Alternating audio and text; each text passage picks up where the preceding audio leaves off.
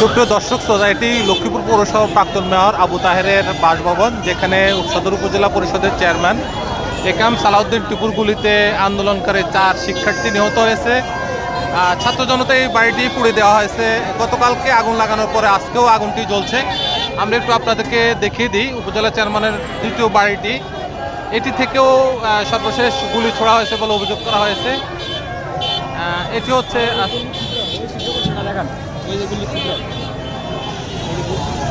কিন্তু আপনাদেরকে একটু দেখিয়ে নিচ্ছি গুলির ছিদ্র, যেখানে গুলির কারণে এই টিনগুলি ছিদ্র হয়ে গেছে।